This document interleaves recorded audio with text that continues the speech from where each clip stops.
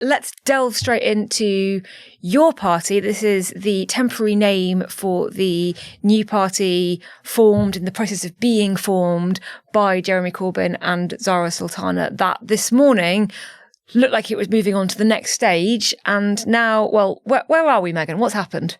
So yes, this morning a email was sent out to everybody who'd signed up to their mailing list, so about 750,000 people, which said you can now sign up for membership. And it had 2 tiers of membership. So it had full membership and concessionary membership.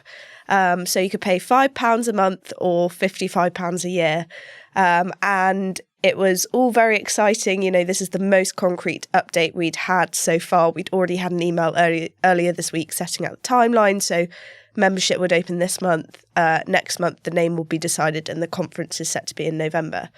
And quick out the starting block, Zarah Sultana was very excited about this. She was tweeting, saying, "Oh, we now have 10,000 members," sort of within an hour of the email dropping. Yeah, but even from the beginning, because we were in the office discussing this, there was some doubt as to whether it was legit and real, right? And some people were saying it's a scam. Don't click on it. So I think sort of it dropped about 11 a.m. this morning, and then kind of in the preceding hours after that, over lunchtime, there was a lot of sort of WhatsApps being exchanged and posted on Twitter that said, "This isn't legit.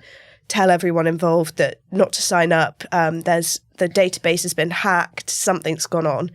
And so I was like, "Oh, suspicious." So texted a few people who told me that a few people involved who told me that they didn't really think that it was a hack. They just thought that, "Oh, this is bizarre. It's linked up to the Your Party database. It's got all the right things, but it wasn't authorised," and they couldn't work out who had authorised it. And the culprit was Rebecca Vardy. No, yeah, that's a good one.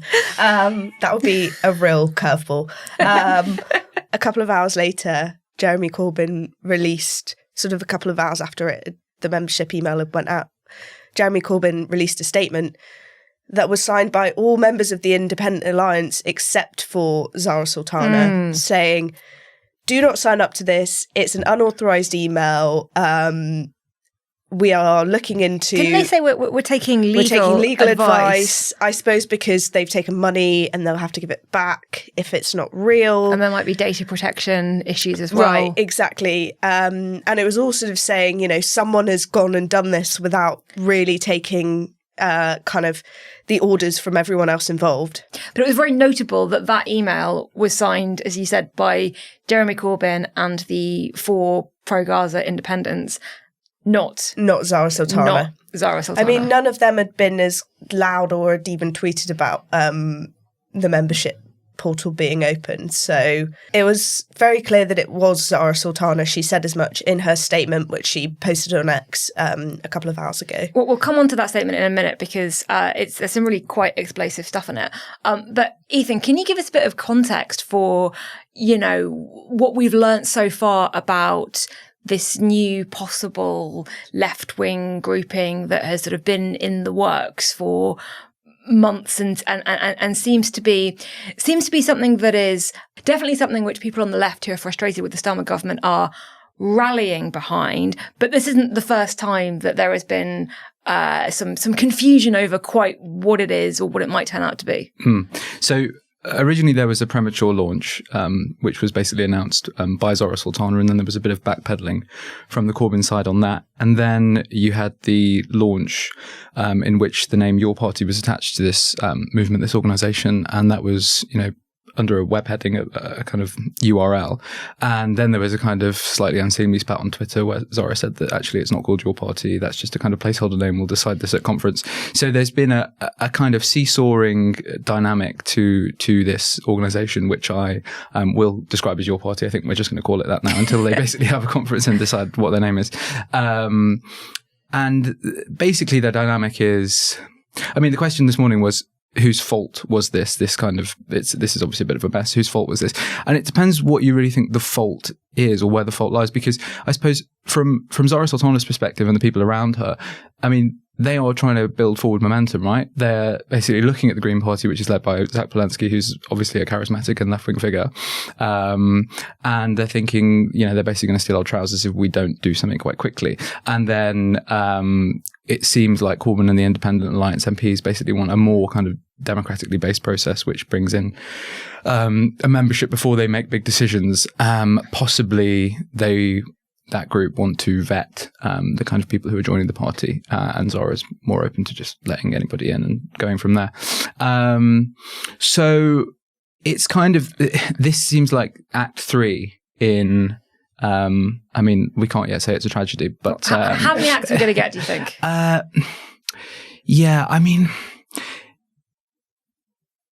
If this is a real split and it does become a situation where your party becomes our party and their party, then, the future is probably quite bleak for them. And we were discussing just earlier today of, where will the money go? Where will the membership list go in terms of people who have signed up saying that they're interested in giving their email address and contact details?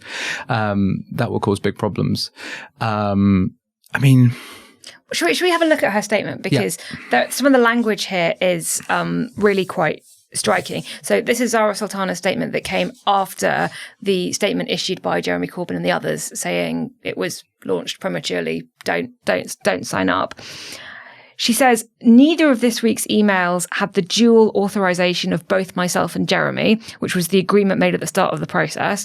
And then she says, after being sidelined by the MPs named in today's statements and effectively frozen out of the official accounts, I took the step of launching the membership portal. So she's essentially arguing that she's been shut out of the process. And then she actually says that even more explicitly.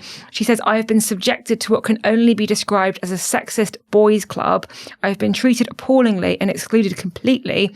They have refused to allow any other women with voting rights on the working group, blocking the gender balance committee that both Jeremy and I signed up to.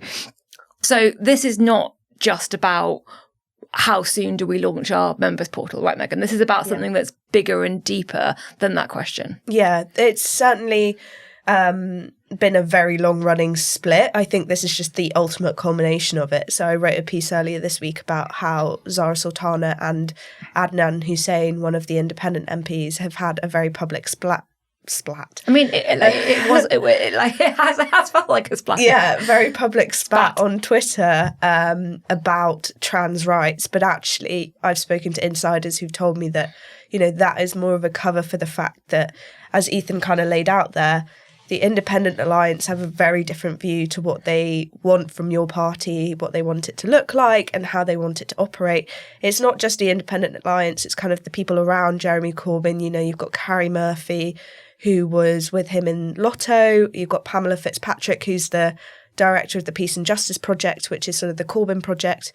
And they want sort of a more MP-led, sort of top-down approach to starting your party. I think it's very much sort of based in that trade union movement, that kind of more formal Labour-y, even though it isn't Labour, way of doing things. Whereas you've got Zarah, who she would rather see a more grassroots, membership-led kind of do what Zach Polanski is doing in terms of tapping into that need for a populist movement. And she's kind of got the backing of people like Jamie Driscoll, who has actually done that in Newcastle with Majority, and Andrew Feinstein, who ran against Keir Starmer in Holborn and St Pancras last year.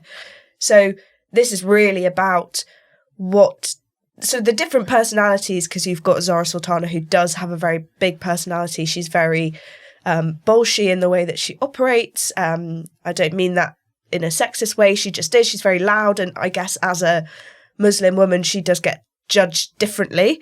And then you've got Jeremy Corbyn, who has sort of always been very indecisive, but is surrounded by some people who have got very clear ideas of where they want this to go, but who also don't get on with Zarah Sultana. So this split has been bubbling since, the fact that Zarah, they held a meeting on Zoom that wasn't formal.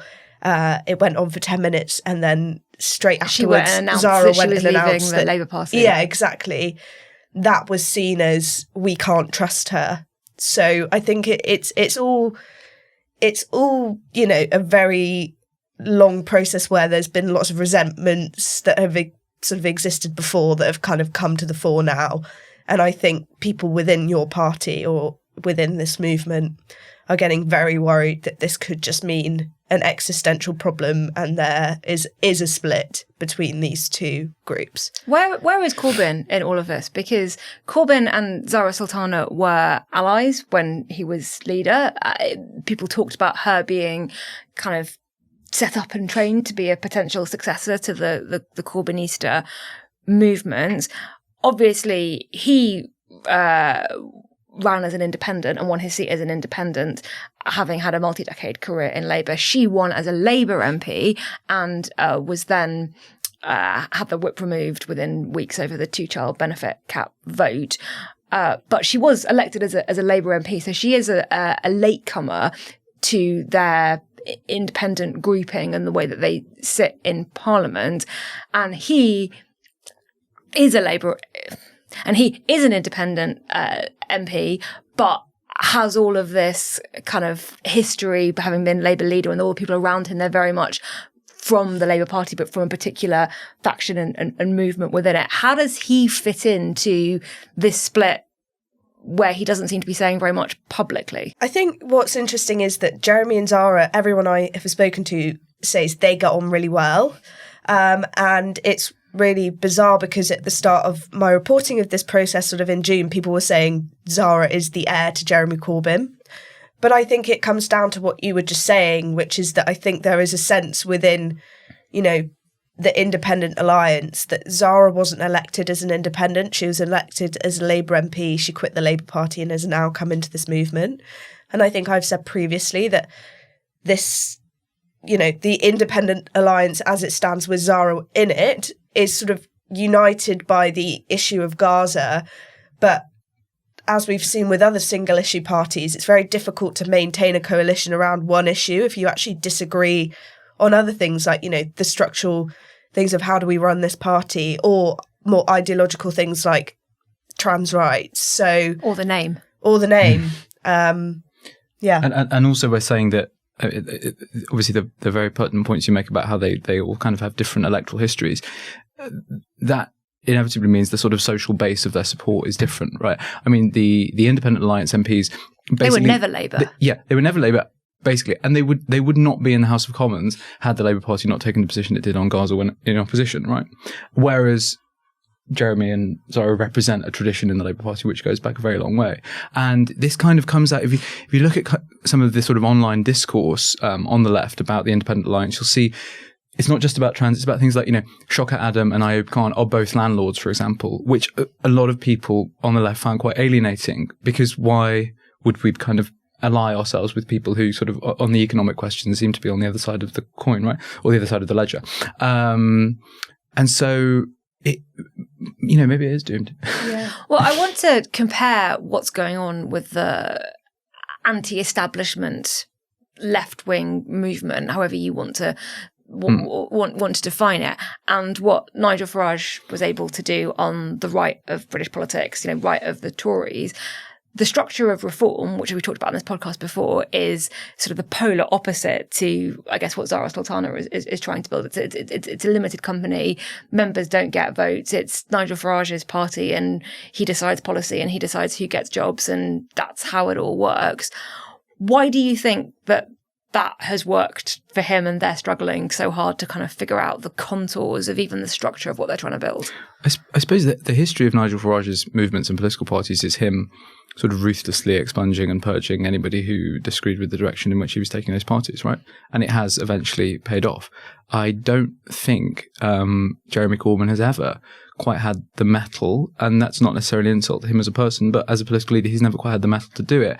And, when Jeremy Corbyn was leader of the Labour Party, there were constant headlines about how, there's going to be deselections of various right-wing Labour MPs. It never happened. They just didn't do it. And Keir Starmer has been much more ruthless in getting rid of his political opponents than Corbyn ever was. And it seems like that's just something in his personality which is now continuing. Megan, you're nodding along. Oh, yeah. And I think what is interesting about this is that you've clearly got two, not that I would call Corbyn a sort of charismatic personality, but you do have two big galvanising figures on the left, whereas with Nigel Farage, there's just him.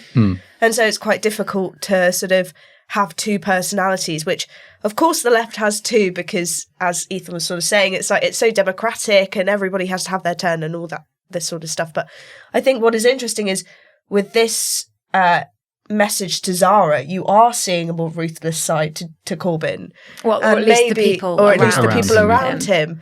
And that is interesting, but I don't necessarily know whether it will play in the electoral way that he wants it to play, because what we have to remember is that we have Zach Polanski, who's just been elected to join to lead the Green Party, who is filling that gap already that Sultana and Corbyn have set out to fill, and is on the media around all the time. You know, he was debating Penny Mordaunt yesterday. He's already getting ahead, whereas they're sort of arguing over the fine print. Yeah. And on this accusation that Zarah Sultana makes about a boys' club, the left and Labour, they Labour has never had a female leader. The charge of sexism within the left movement is one that is sort of routinely made. All the other pro-Gaza independents are men. We've talked before about how, because they're united by this one issue, Gaza, there's a strain of social conservatism in there that sort of runs contrary perhaps to things like reproductive rights and obviously trans rights as well. Is there, I mean, she mentions, Carrie Murphy, who's a sort of key Corbyn backer and a key figure in that. But is there an issue of gender here, that there was kind of one girl in the club and now that's the one who's been forced out? Or is it more about kind of their backgrounds and how they got into politics? I think it's more about personality than it is about gender, because a lot of the people around Corbyn who are advising him are women. As I mentioned, Carrie Murphy, Pamela Fitzpatrick. His wife, Laura, is very influential in terms of what Corbyn does. I mean, I saw that she was tweeting about, don't sign up, this is unauthorized. So I think it is more about this sort of, there was this pre-existing block of MPs that Corbyn had managed to align himself with and become quite friendly with and operate with in Parliament. And then, Zarah comes along and she's part of his sort of previous allegiances, and that's what he's struggling to marry here, is that, it's the single issue thing, I guess. Well, going back to her statement and what she thinks is going to happen next, she says, I'm calling on Jeremy to meet with me and agree to make public all their structures and decision-making protocols. She says, I will keep fighting. And then she says, no stitch-ups, no coronations. The members must decide. This reads to me like she still feels she's very involved in this and that she has a key leadership role in the founding of whatever this is. But Megan, you started off by saying, this is possibly unsustainable. Ethan, you said that this is Act 3 of the conflict. Some plays have 5 acts. Some plays have. That's true. It's like tennis, 5 sets. Do we think that Zarah Sultana can stay in your party, or will stay in your party, or do we think a split is inevitable? Oh, I don't know. I think that some sort of split does seem to be on the cards. This seems pretty sort of final in terms of, well, not necessarily final, but pretty serious in terms of the disagreement. But I do think that actually, if Zarah were to be kicked out of your party, they would probably lose quite a lot of the grassroots support they've got, because I think that actually what they have tapped into is this sort of want for a progressive socialist alternative, and actually not everyone was signing up for that because they love, Shocker Adam or Ayub Khan. They were signing up for that because it was, wow, this is what we've been waiting for. Zarah Sultana and Jeremy Corbyn, they are popular, they're populists. Do you think it's something where the ethos of the grassroots members and the supporters and the, what you said, 700,000? Yeah, people who signed up, yeah. their priorities and their demographic and their attitude is markedly different from the majority of the current MPs who are MPs because they turned up to Parliament on a single issue and are not part of that movement. Yeah, I think there would be some people within that who are more of sort of the Gaza independence sort of social persuasion, but actually as we've seen with Polanski and with the Greens, there is this gap that, Corbynism, Labour's lost so many members since the end of Corbynism. I think I saw that they'd lost 200,000 members in 5 years. Where have those people gone? They're still probably going to be politically active or engaged. This was supposed to be that place, but it just seems like its whole intentions from the start have been muddled. And I think that's because probably the best time for it to launch would have been after Corbyn got kicked out of Labour, but instead we've had an election where Corbyn and others have won on an independent ticket without having this banner of your party. So it's now difficult to form that electoral coalition when there are sort of electoral routes that are already in place, if that makes sense. And does this make it easier for Keir Starmer and Labour that the left-wing alternative has just crumbled? Not to say that it has crumbled, but it looks like it might be facing some early issues. I basically think some kind of organisation, I know this sounds a bit pie in the sky, some kind of organisation that's pollable will inevitably emerge from the kind of clashing of forces which is happening on the left of politics in the past few years. And it might just end up being the Green Party, actually. I mean, there's basically going to be an organisation which, unless the Labour Party changes direction in some way, is going to take 10% of the popular vote off them, or attempt to. I mean, I'm not saying that's a definite thing, but it's going to kill them in the polls. It's going to be a challenger to the left. I mean, we've spoken as though, the inevitable outcome of this is that kind of, or one of the possible outcomes of this is that Zarah might be kicked out of your party. It's actually possible it might, the other way around might happen, because she is the one who has kind of forced the creation of this organisation and has pushed it forward at every turn. And so maybe there's a situation in which actually Corbyn and the other independent alliance MPs, or them minus Corbyn, just actually say, we're not interested in this. Sorry, we're kind of pretty single issue. Yeah. And we're not actually on the left, right? I mean, that is kind of, I don't want to speak for other people, but when you look at the kind of arguments that are being had, maybe they're just not interested in this wider project. And Megan, I remember 6 months ago, you were on Zarah Sultana defecting to the Greens watch. That was a thing that we were keeping an eye out for. Those conversations were happening. Yeah, those conversations did happen. But nothing came of them. And obviously the Your Party thing happened. But I can't necessarily see it happening now. I think it would be more likely that sort of MPs on the left of Labour would go to the Greens rather than anybody involved in Your Party. If she'd gone earlier, she could have run for the leadership. Well, she I don't actually think she could in terms of the protocol, but yeah. But things certainly would Zach look. Polanski did say he'd roll out the red carpet for her. Yeah. So it's an open question. Finally, just lay out what we can expect coming up, because you started off by saying that earlier in the week there was an announcement of the various stages, what people were paying for, what people were advised to pay for today. I think they're going to return the money, but tell me if I've got this right, the chance to be part of sortition that would have chosen delegates in a way that is both random and representative that I don't quite understand, but that would then have sent delegates to the conference that is going to happen in November. Yeah. So what they would sign up for, but now haven't, is membership, which would mean you'd be able to attend some of these regional assemblies that they're holding, which run on sortition, which is essentially how a citizens' assembly runs. So you select a random group of people, but who are representative of all the demographics within the area that you're trying to represent. And I think the idea was for them to deliberate on policies and the structure of the party. And then that would feed into the conference in November, because what they didn't want to do or don't want to do is show up to conference and have all these votes but not know what they're voting on. When's the conference? In November. Do you have a date? No, we don't have a date. Do we know if it's before or after the budget, which is the 26th of November? We know literally nothing. It's become late November now. Yeah. Well, so is the budget. Yeah. So anyone's guess, really. Could be around then. Don't know. But also they are holding a vote on the name next month. I've heard rumours that the three options are Your Party, the Left Party and the People's Party, but that is just a rumour. I have also heard a rumour that Corbyn's preferred option is your party, but again, I don't know.